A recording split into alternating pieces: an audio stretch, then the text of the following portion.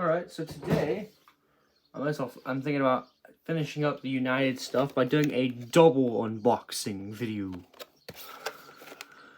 2 models, 1 video.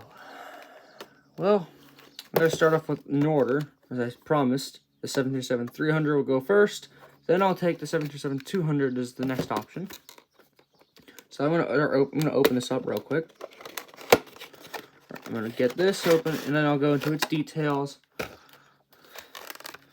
And then I'll go open up the 737-200s and get into its details, then compare them both, and look at their quality to see how they are.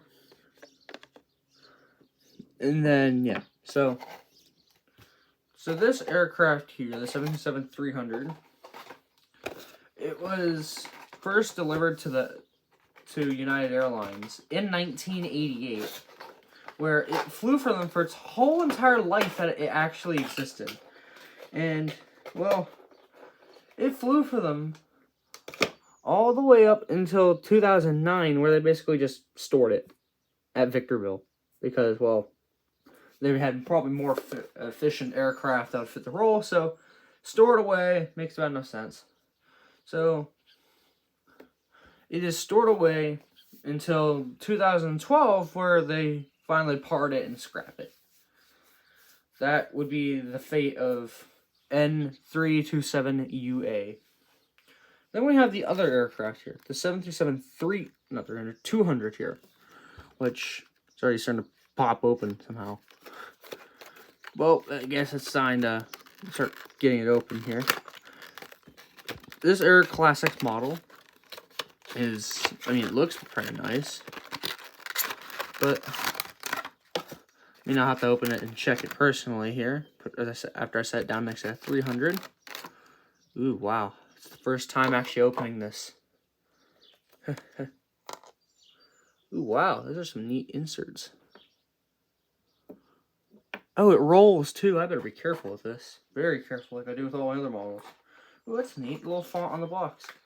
But nonetheless, so this aircraft here is a 737-200. Underneath the registration, N988UA. Now, N988UA was created back in 1979, but was not delivered to United, but was actually delivered to the old Frontier Airlines. Well, apparently on the website I looked at, it said old Frontier Airlines. I don't know if it's the same thing as the new Frontier Airlines that exists, but I guess I'll keep it that way, as I written down.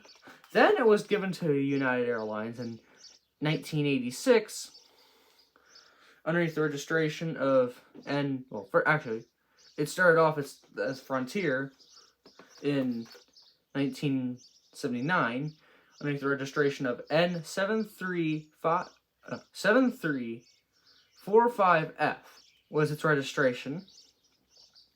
And then it went to United in 1986 with the registration N988UA, and it flew for them all the way up till 2004, where it was apparently sold off to Global Air underneath the new registration XA-UUB, which it flew for them until 2006, where it kept the same registration, but it was given off to an airline called VIASA.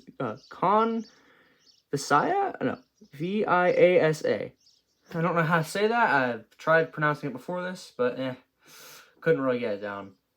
Where it flew for them until 2009, where they gave it to Aero-Caribbean, where then it went back in the same year back to Global Air, where that year it was basically unused and then scrapped.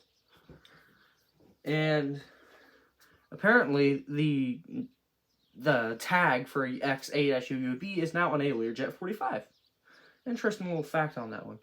Alright, but back to the actual models at hand. So the models we're looking at here,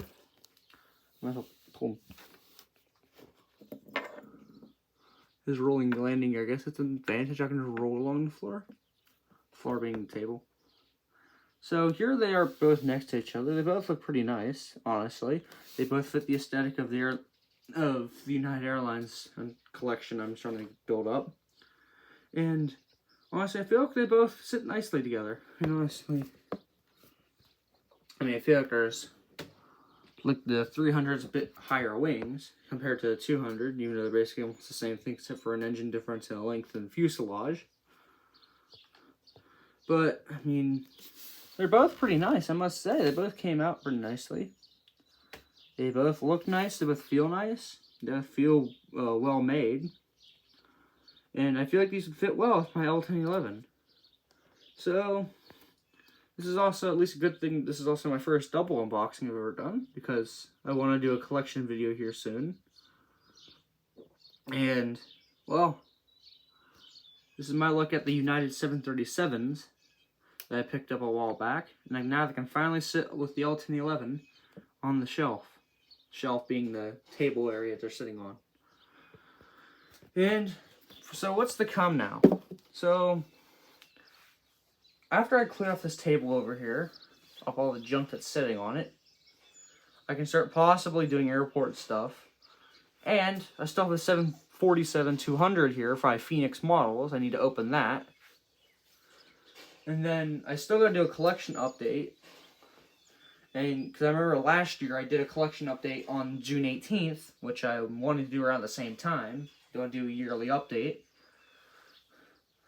I mean, I could easily clear off my table and put it on that, or I can just use that little shelf area I'm storing them all on. But nonetheless, those are a lot of ideas that need to come up here soon. So, yeah, it's kind of my look at these Boeing 737s, the 200 and 300, by Aeroclassics and Gemini jets.